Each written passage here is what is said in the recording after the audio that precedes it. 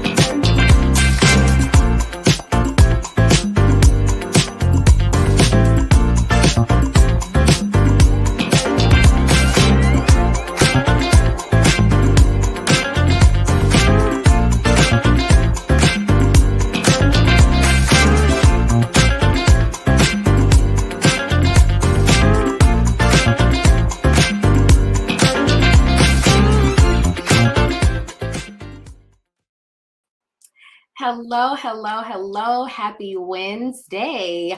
Welcome to She Is Shenomenal. I am your host, Tasha Champion, the Shenomenal Coach of Champion Empowerment.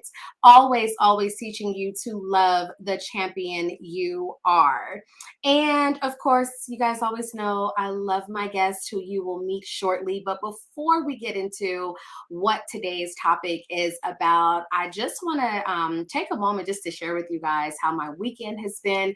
Y'all see that I am still in pink celebrating Breast Cancer Awareness Month, which is your notification to go get your mammograms. But I gotta say, y'all know I'm a huge Broncos fan. Yes, they lost. But shout out to the LA Chargers and the American Cancer Society on Thursday and the Pachenka Resort, because on Thursday I had the opportunity to share space with 9 other survivors, including my mommy. And they shut down the Pachenka Spa and we got massages, we got facials. We had the entire spa to ourselves. We had lunch with the wife of the coach of the LA Chargers. And it was just a beautiful day to celebrate survivors. And then, of course, on Sunday, I took the field along with 50 other breast cancer survivors on the LA Chargers field at SoFi Stadium right before and then during while they played the Chargers. So I'm sorry, played the Broncos. It was a ton of fun. This time I got more emotional than I normally do when I'm out there, but it was just a lot of fun, a great way to celebrate survivors, to celebrate how far we've come. And again, it's just my reminder to tell you, you have got to get your mammograms. I spoke to over 1,500 people on Sunday about the importance of mammograms, the importance of preventative care, the importance of what is wrong with my talking today, the importance of early detection. We all know, like, it's not a cliche statement. I say it all the time. You guys have to do that. But my month is almost over and I will not be with you guys next Tuesday as I am heading off to a retreat this weekend in Florida. And when I come back, I'm going to rest and just really soak in everything that I get to learn inside of that retreat. So before we close out this month, many people don't realize that October is also Domestic Violence Awareness Month. And we're going to share a number with you that you can call if you are experiencing any type of domestic violence in your life. We do want to have a number available for you, the National Domestic Violence Hotline. But we're going to talk with a young lady. I had the pleasure of going to high school with her. And she's here to share her experience and testimony. And what I love most is that although this happened so long ago in her life, the reason that I chose to ask her to be on the show is because for those that are experiencing what she's going to talk about today, you need to be inspired about how far she's come in life, what she's doing today, how she's been able to overcome those obstacles, and what did she do to get through it. And so we're just going to have a very deep and intimate conversation. I love Denisha. She's very open, so I don't think it's going to be many questions that are off the table. So this is a conversation you want to join. Please invite someone to watch. If you have teenage daughters, this will be a great episode for them to tune in, because so many teenagers go through domestic violence and they never ever say anything. So before we head to break and I bring on Denisha Kain, I just kind of want to read some statistics to you guys so you can see the importance, because whether you know it or not, there's someone in your circle that's likely experiencing or has experienced domestic violence and they just haven't said anything. So it says approximately 35% of women who were raped as minors were also raped as adults, compared to 14% of women without an early rape history. 9.4% of high school students reported being hit, slapped, or physically hurt intentionally by their partner in the previous 12 months. Approximately 1 in 5 women and 1 in 7 men who experienced rape, physical violence, and or stalking by an intimate partner first experienced some form of partner violence between the ages of 11 and 17. Okay. On average, nearly 20 people per minute are physically abused by an intimate partner in the United States. During 1 year, that equates to more than 10 million men and women.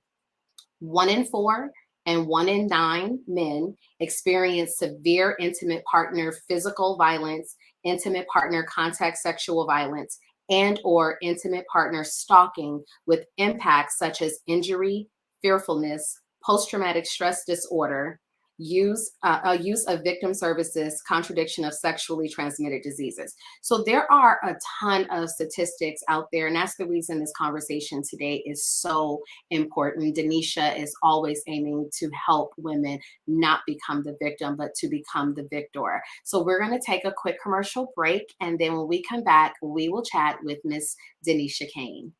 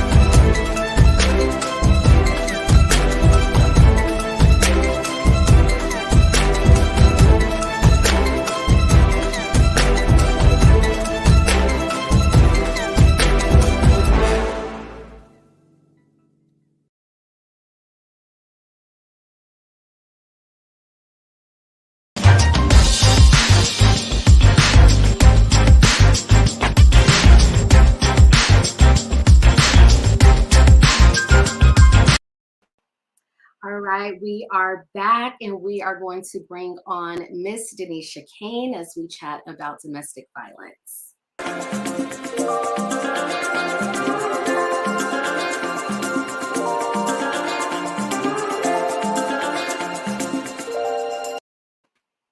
Hey, Miss Denisha.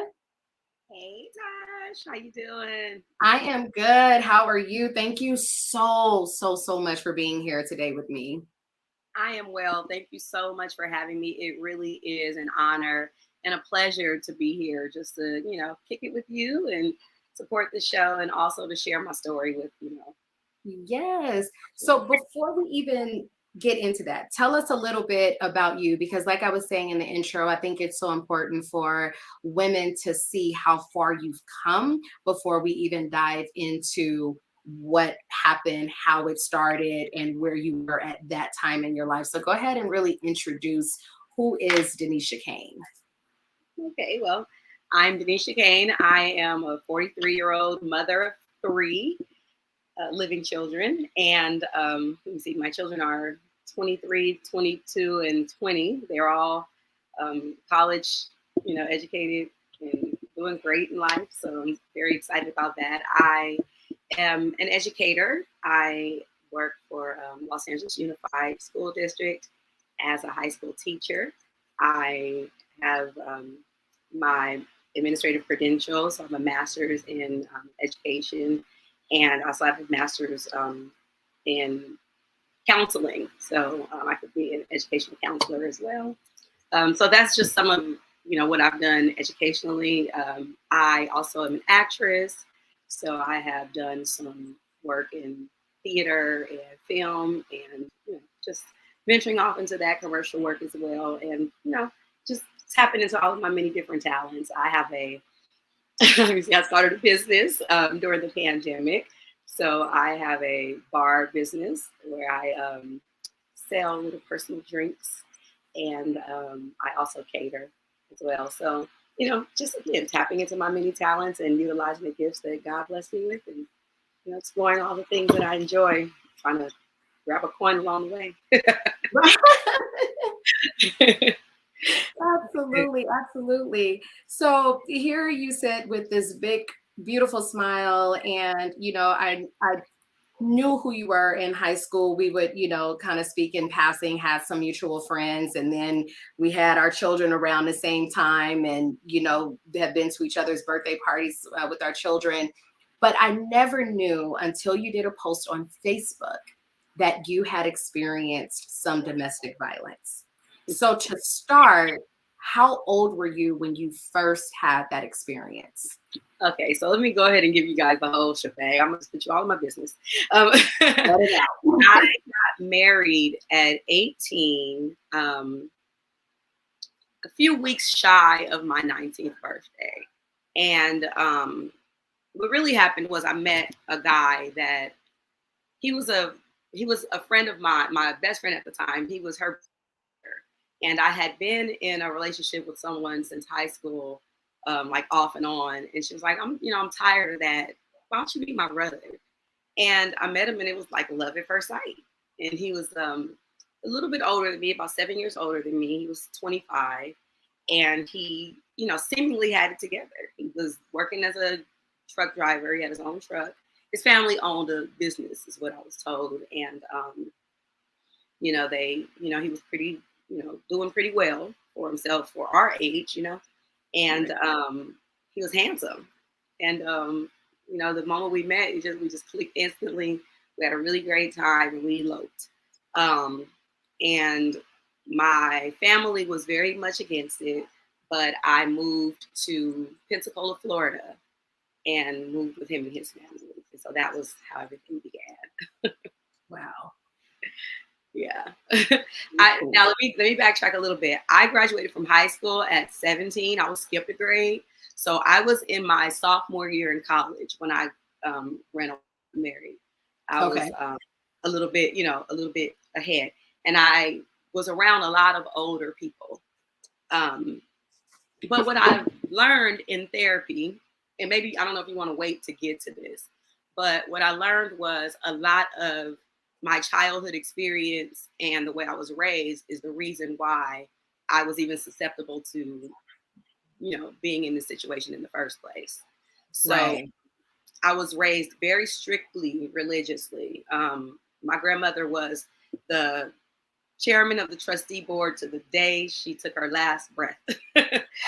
So, I mean, she still had a container with their stuff in it at the house. Like, she literally was still running things, so that's how devout we were. It was, every Sunday, all day, most of my Saturdays because of youth, whatever. Right. And then a couple of nights during the week. And so I was, it was very strict.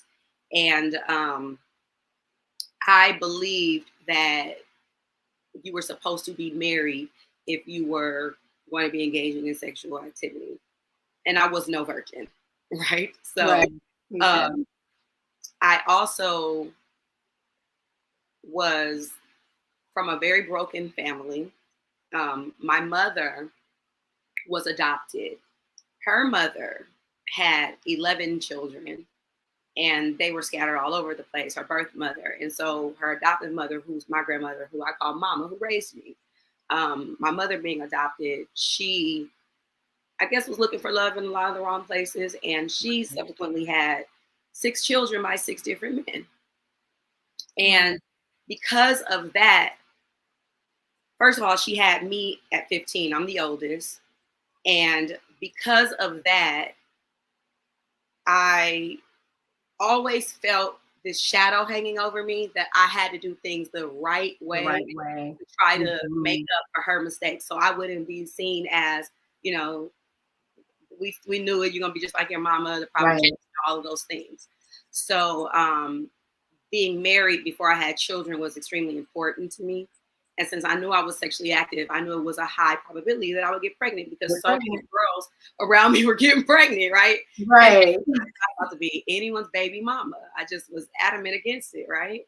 So marriage was the best option. And I went to the guy that I was dating all those years and I was like, listen, you know, if we're going to be in a committed relationship and I'm going to be your real girlfriend, then I won't marry this guy. But the guy wants to marry me. And he was like, do what you got to do. So you got married. So, you know, it was a whirlwind romance. And then it wasn't. So when we get to Florida, you know, everything seemed up and up because they told me that I would be able to go to school and, you know, continue my education there and all of these things. But that wasn't the case. So when you say they, are you referring to just him or are you referring to like his family as well? He and his family. Okay. So what I learned when I actually made it to Florida was that my husband's family was sort of what we would refer to as a cult. Okay. So I kind of married into a cult situation. And I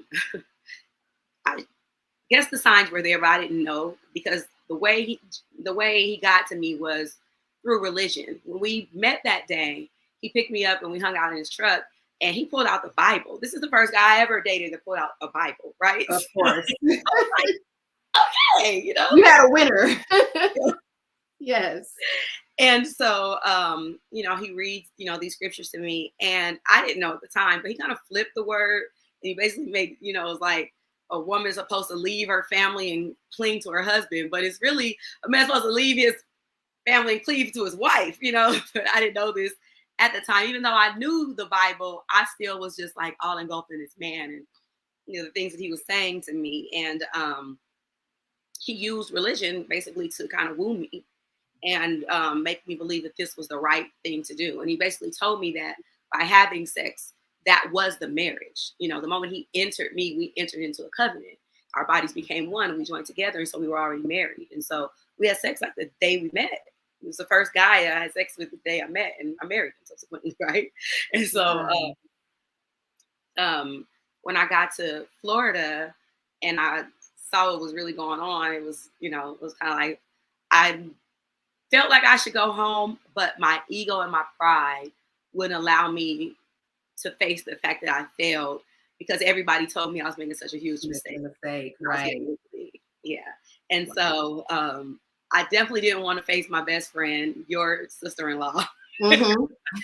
And not even my grandmother so much, my aunt was very strong, really was the matriarch of my family. And she was very adamant against it. And, you know, I didn't want to prove them right. So I stayed. It started with, I said something that he didn't like and he shoved me, but I pushed that off. You know, I brushed that off as just his aggression in the moment because he was angry at whatever I said and I shouldn't have said it. So you made this okay in your mind, even though you knew it wasn't okay. Well, remember, they used religion. He used religion. They used religion to kind of put me through what I would call wife boot camp. So, yeah, I had to learn very quickly how to humble myself and find my place, which was beneath the men. Now, did you see other women in his family behave that same way? So at the time, it was only myself and his mother. They had basically did what they did to me, removed themselves from everyone. They didn't have any communication with any of their family. And they are also natives of California, but they did not have any communication with anyone. And they kind of lived a life where they led people to believe things were more lavish than what they really were, you know. But the dad, he was a hustler, and he knew how to play the game and live a facade very well. Still to this day, live a facade very well, from my understanding. Nonetheless, the mother, yes, was very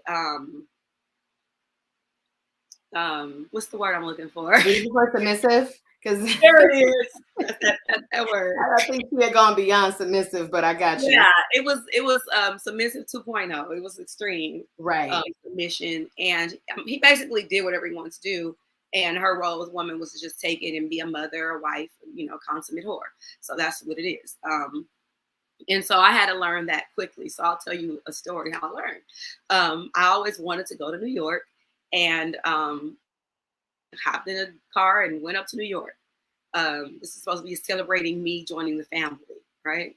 Okay. So we road trip to New York, and dad and mom and the little boy go and they get a room. And the dad tells us we have to sleep in the car. Why? Gosh, you know me. I have to do what? I don't. Right. So, and listen, yeah, I'm a ghetto girl, but I think there's a natural bougie-ness that comes with being from LA, and I'm not sleeping in the car, you know. So I had incidentally applied for a credit card at college before I left, and it came right before I got married and left.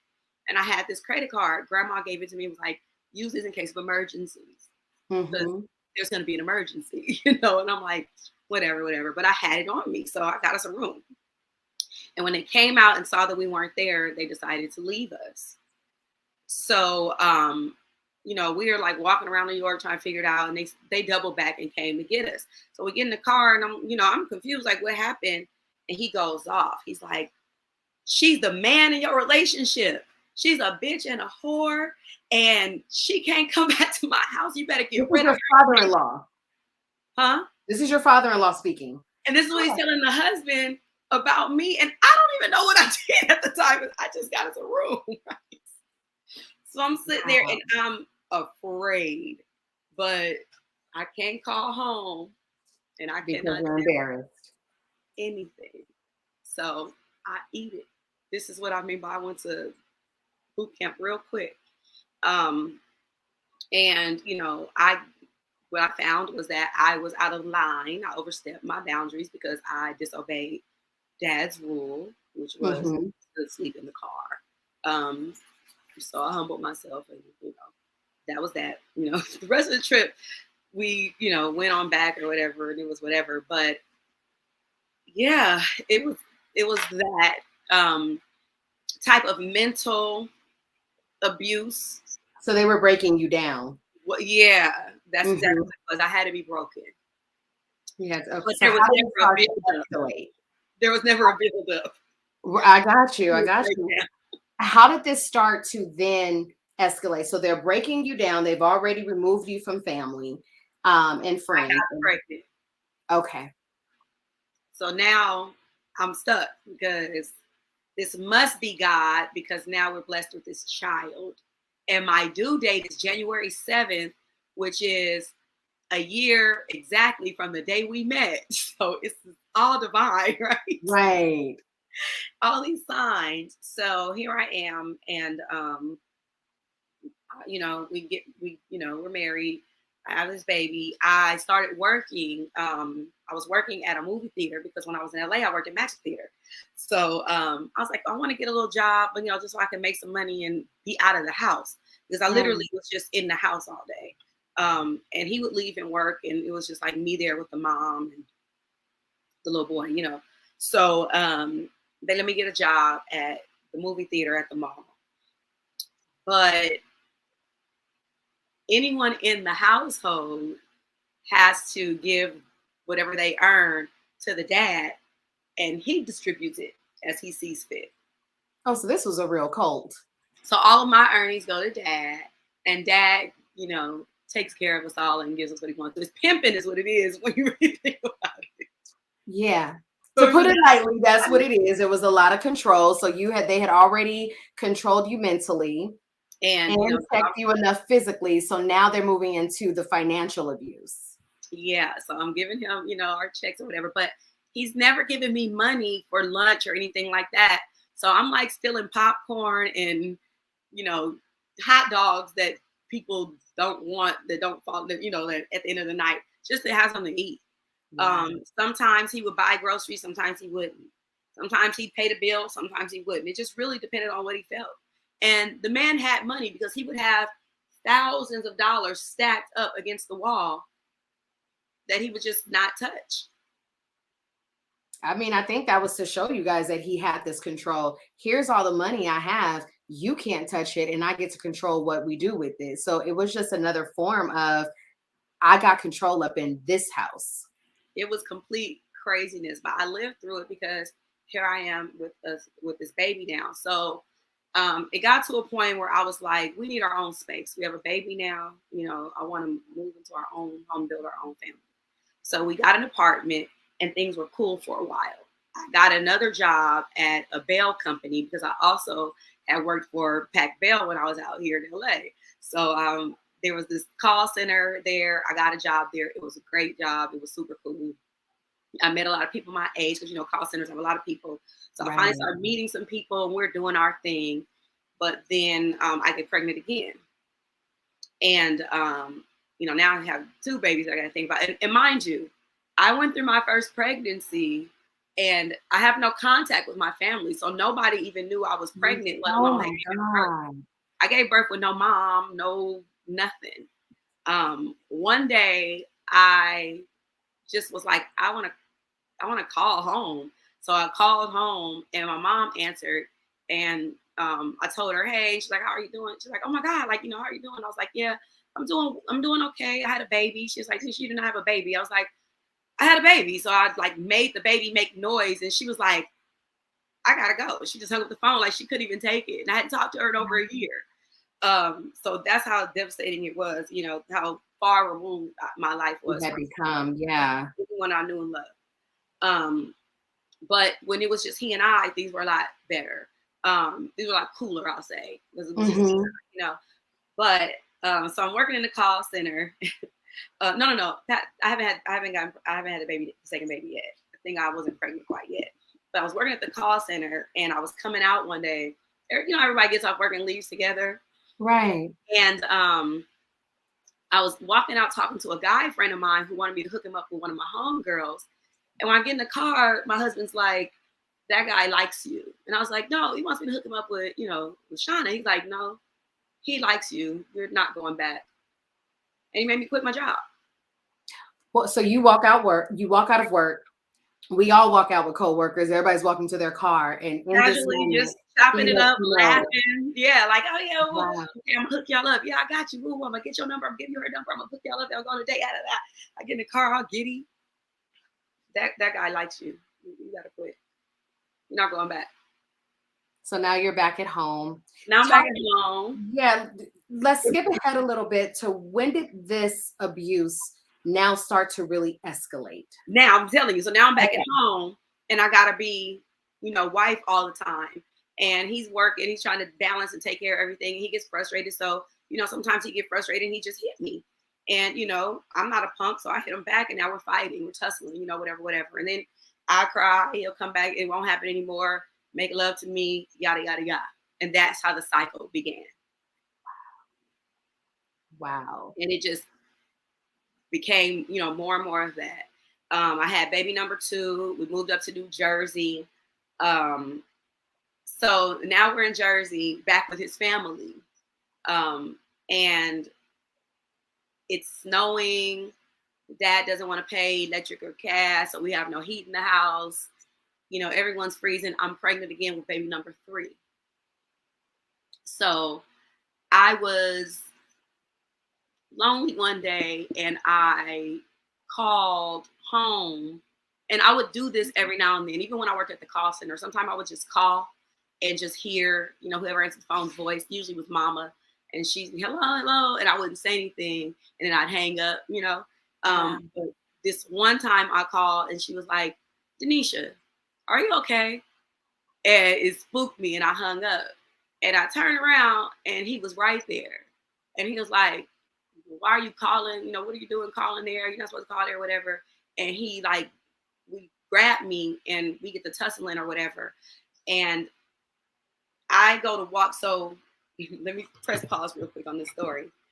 He and I have since, I'll tell you guys a little spoiler. He and I have since come to a different place. Okay. And we had a conversation about the series of events that occurred during our marriage. I had a memory, and I think I've mentioned, if people followed me on Facebook, that he dragged me down the stairs. And I was 6 months pregnant, and he dragged me down the stairs. But what he said was I was trying to leave and go down the stairs, and he grabbed me to try to bring me back up, and I fell. That I can believe, because that sounds like me. So I just wanted to interject and correct what happened there, because I've been spinning a certain narrative for 20 years I wanted to correct. But I ended up falling down the stairs. And the next day, when I was getting into bed with my sister-in-law, just so we can body heat, my water broke. He was gone and gone to work though. And so the stepdad and his sister drove me to the hospital, and they just dropped me off at the hospital. So nobody went in with you? They just dropped me off and skirted off. And where were your other two babies at this time? They were at home. Okay. With the mom and the boy. So I go into the emergency room and they sent me to labor and delivery. I tell labor and delivery, my water broke. I'm 6 months pregnant. They're like, okay, we don't have any beds right now. Have a seat. We'll be with you shortly. I sat in labor and delivery for over 8 hours. No one came from the family to sit with me. And I didn't hear anything from my husband at all. And this is 2001. So this is before cell phones were like a prevalent thing, And I really had no way of communicating. So at this point, I get up and I go to I'm just sitting there kind of in a daze. And I had kind of lost my voice and not really had a lot of advocacy left in myself at this point. Yeah. So they stripped that away from you. Let's be clear. No, absolutely. Like I'll broke you down over time. Be a boisterous woman, right? So I go to the desk and I'm like, I've been sitting here for like a long time, and I don't know if I told you, I'm only 6 months pregnant, and my water broke. So they're like, you're only 6 months pregnant. Wait a minute. So they checked me, and my water levels are so low that they rushed me into the hospital. They're like, we have to do an emergency cesarean. If we do this emergency cesarean, there's a 70% chance your baby will live. And I'm like, well, let's do the emergency cesarean. So they do it. And they're like, well, your baby has to be flown to a neonatal hospital because we don't have what he needs here. So I'm like, okay, send him to the hospital. I sign the forms. He goes over to the other hospital. So now I'm in the hospital alone with no baby. And I don't know if you have a cesarean, you're supposed to stay in the hospital for 5 days or so. Yeah, 5 to 6 days. Hang on 1 second. We're going to pause right here because we do need to take a commercial break. Okay. But when we come back, we'll finish talking about what happened with this baby. And then I want you to share, what was that pivotal moment where you said, enough is enough? Because I want women to see what happens where you say, I have to be done with this. And you have to really be done and not go back. So we're going to take a quick commercial break. We'll be right back with Denisha Kain.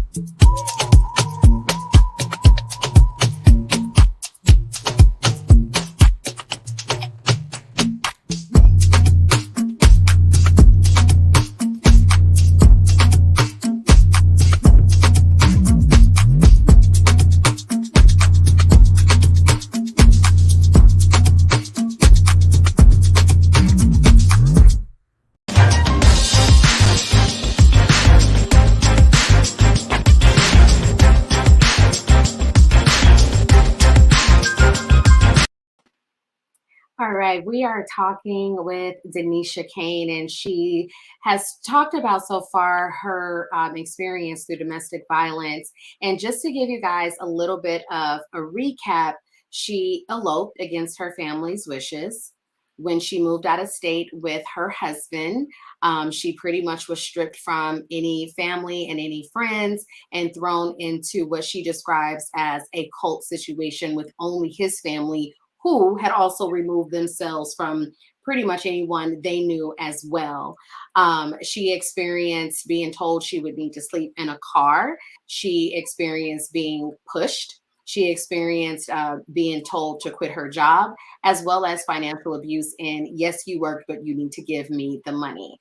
So, right now, she's just talked about how she went into labor. Her water broke, 6 months pregnant. And we're going to go ahead and continue and then talk about what that pivotal moment that told her, I got to go and go for good. So, go ahead, Denisha. And I want to be clear, I may have overshadowed it a little bit, but we fought. He hit me. We fought. I just didn't go through the details of all the fights. There were so many fights. But, if I said something he didn't like, or, certain things didn't go a certain way, if I embarrassed him in public or something, sometimes I didn't even know what I did, he would strike me. And, I would hit him back. Mm-hmm. So, it got really dumb and really bad really fast. But when now I'm in the hospital. My son is in a neonatal unit somewhere, I don't know, in New Jersey. And after you have a cesarean, you're supposed to be in the hospital for a certain number of days, but you also have to get up and walk around to get your organs to function back to normal. And, your breasts are leaking because they have milk that you're supposed to be feeding to this baby that you don't have to feed. But you're watching all the other moms with their babies, so there's a psychological part of that as well that's kind of weighing on you. So my husband shows up to the hospital and he's like, what did you do? And I was like, what do you mean? He was like, you ruined yourself. You let them cut you. Oh my gosh. Another baby. We can't have another you. And I was like, well, I was trying to save the baby. And he was like, man, whatever. And he just kind of like left.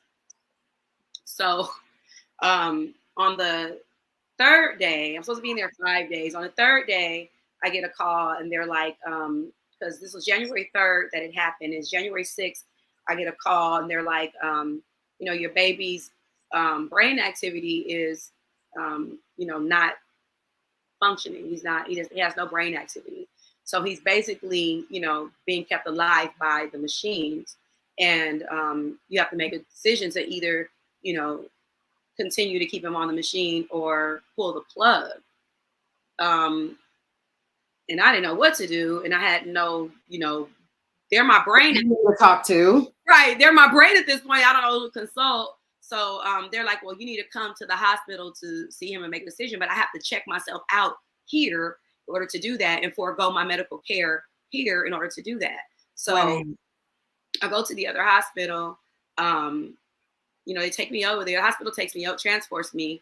I see the baby and he's not there. And the moment they pull the plug, he flatlined. So I got a chance to hold him and take one Polaroid with him.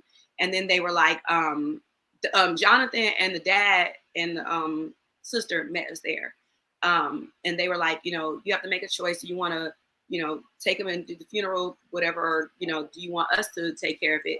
And they were like, the Bible says, let the dead bury the dead. And they walked out. And I'm like, and they're like, well, he's going to be put in an unmarked grave with other, baby corpses, maybe. Wow. And I was just like, I don't know what to do. So they were like, well, here, sign here. And I signed and they took my baby and I just left. So I got in the car and I haven't cried or anything. I'm completely numb. Like, I don't even know what's happening. So I'm sitting in the car and they're hitting. Now, mind you, I have staples and stitches in my stomach. And when you do an emergency, they do the old school cut up and down from the navel down. Right. And so, all the abdomen is, wrecked. And the dad is like hitting every bump. And I'm like, pow, pow. It's just the most painful. It hurts. Right? Yes. So we get back to the house. This is January 6th. What did I tell you January 7th was? The 1 year birthday. I really had her on January 7th. Right. So the very next day is Kaylin's birthday. She turns 2, and I have to suck all of this up. And we got a little cupcake to sing happy birthday. They don't really celebrate holidays and birthdays, but we sang happy birthday to my baby. And I'm in the room, and the dad comes in the room and pats me on the leg and says, "You know why that little boy died? You're not supposed to have no son by him. You're supposed to have a son by me." Pats me on my leg and says, "Heal up," and walks out. Oh my God. There's not many things that leave me speechless, but that did. I told my husband, I'm done with this. So not the following day, I want to say the next week, one day, it might have been like a Monday or Tuesday, I asked my mother-in-law to drive me down to the county building so I could get food stamps and cash aid. So if you say anything that has to do with money, they're all for it. They're all for it. Right. So I had a lot of pride, and I never wanted to be on any public assistance, but now I'm like game plan on. So I have her take me down to the county building. Of course, she drives me and leaves me. So when I'm in there, I'm kind of poking around. I talk to people, and I found out that across the street, there's this resident hotel that people pay by the week or by the day or by the month to stay there. And I walked across the street. I think the state of New Jersey gave me $328 in cash and maybe $200 and something in food stamps. Mm-hmm. So I walked across the street and I said, "Listen, I am a single mother of 2 kids." I'm not mentioning my husband, right? Like, I'm a single mother of 2 kids. I don't have any money. I got some food stamps and a little bit of cash. I'll pay for my room tonight, but if you let me work, I will earn my keep. And the man gave me a job at the front desk. I said, "I have secretarial skills. I can file, I can type, I can answer phones, I can do this and that. I can do anything on the computer, whatever. Like, I broke it down. I was like, I can catch on quick. Anything you show me, I got it. I'm Just from LA. I'm out here by myself, please." He's like, "I got you." He puts me and my kids in a room, and he lets me work at the front desk. So I'm working at the front desk for about a week. And the people in the shelter kind of like, in the hotel, kind of like looked out for my kids. There was another lady that stayed across the hall. She kind of watched in on them as I worked, and I would go up on my breaks and check on them, give them food or whatever. That the food stamps, I was able to buy like little stuff every day, enough to hold us over. We were really thin. We didn't eat much, and they were only 1 and 2. Right. By now, Vivian, I think, had a birthday. Her birthday is the 21st of January. She turned 1 maybe. So thank you, Kiana. Some kind of way my husband found me. He must have, figured out where she left me. He poked around, he found me, and he came to stay. He was like, "We'll stay here. I'll get a job. We'll get our shit together and we'll move out." I was like, "All right, cool." So I'm there for, a couple of weeks. He's there for about 2 weeks. So this is the end. I'm working at the front desk one day.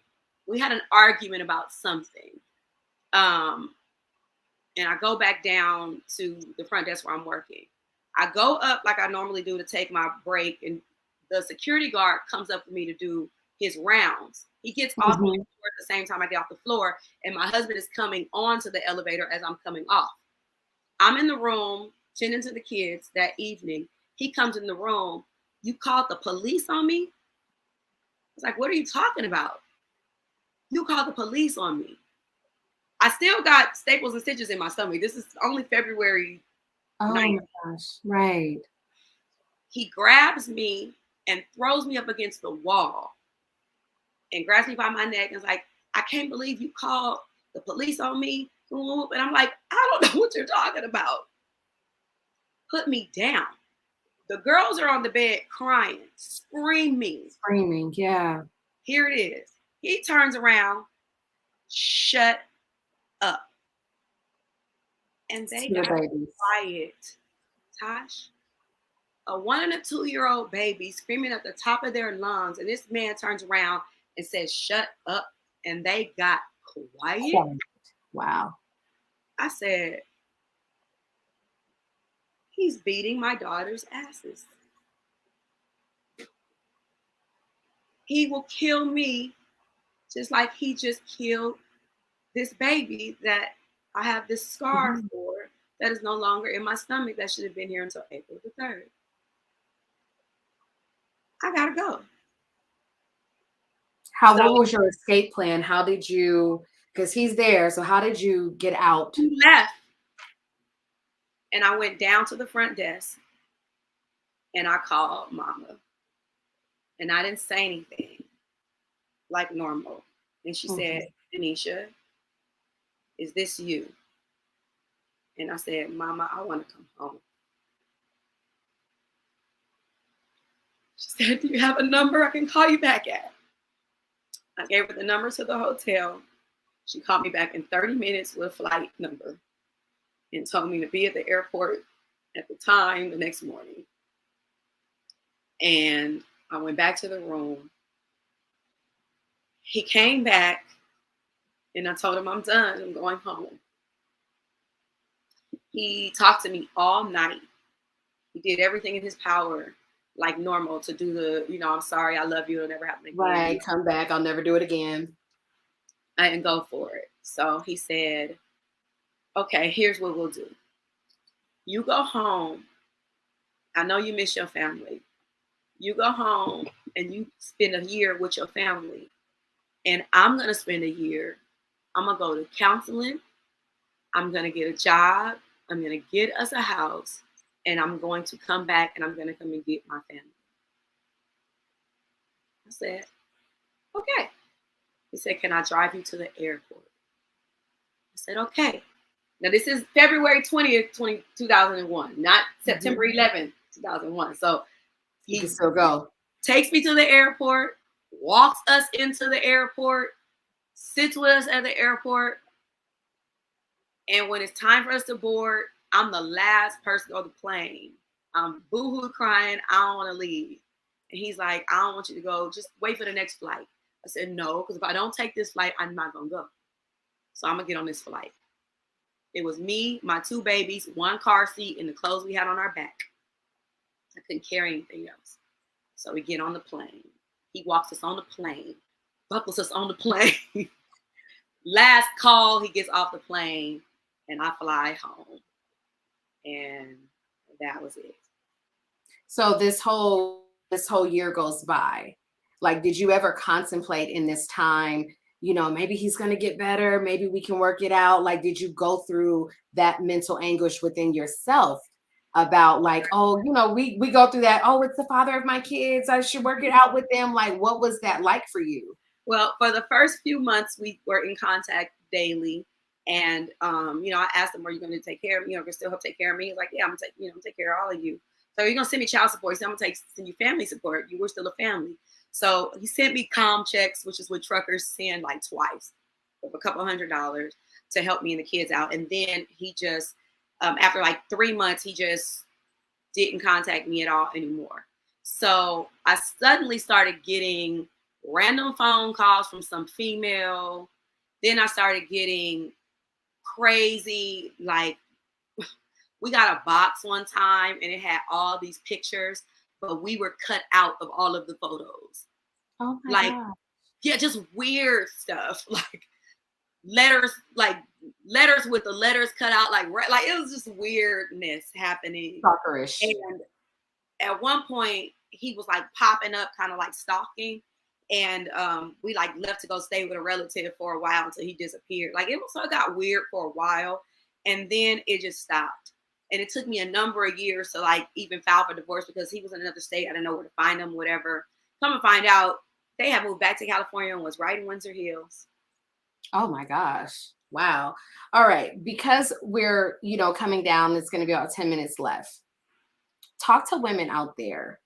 What are the warning signs that you absolutely should not ignore? Because I always say there's a pink flag before it even turns red, and you got to stop at the pink.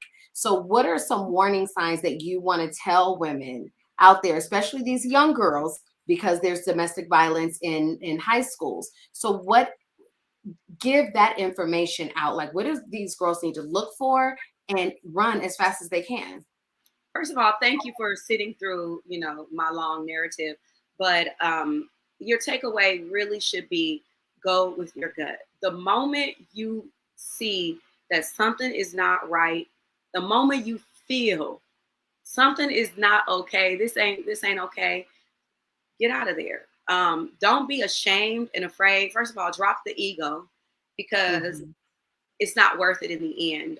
When I came back from my situation, I put myself through school, I got myself together, and I did what I needed to do. And it was a lot of trials and tribulations. I went through a lot of bad relationships, a lot of ups and downs, a lot of drama, and it took me a long time to go to therapy and arrive to, the woman that I've become today in my mid 40s, and I'm still not all together. I'm still in therapy weekly, So you Mhm. never give up on yourself and you never stop, but you definitely pay attention to anything that doesn't seem okay. If someone wants to take you away from your family, that is a warning sign. If someone wants to control your money, your time, all your essence, your friends, they don't, they want to monitor who you're hanging around with, what you're doing, where you're going, what you wear, what route you're taking when you drive to a certain place. There's a reason why they're doing all of this. And it's not because they love you so much. So just be very mindful of that and always, always love yourself first.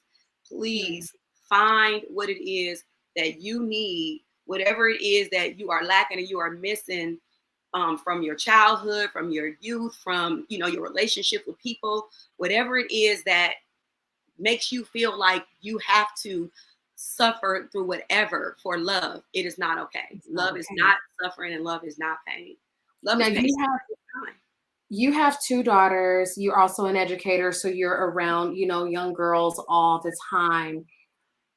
How did you what did you do or what did you show your daughters to make sure they did not and would not repeat this cycle? I was transparent and I was honest with them. I never badmouthed their biological father. I never told them details about the situations that occurred between us, because what happens between a man and a woman is between that man and that woman.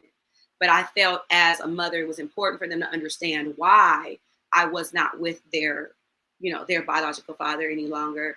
And to be quite honest, they wouldn't have become abreast if it wasn't for other people in my life telling them about what was going on. Because the man that I got with after their father, that my son's father, adopted them as his That's child. They yeah. were his children, yeah.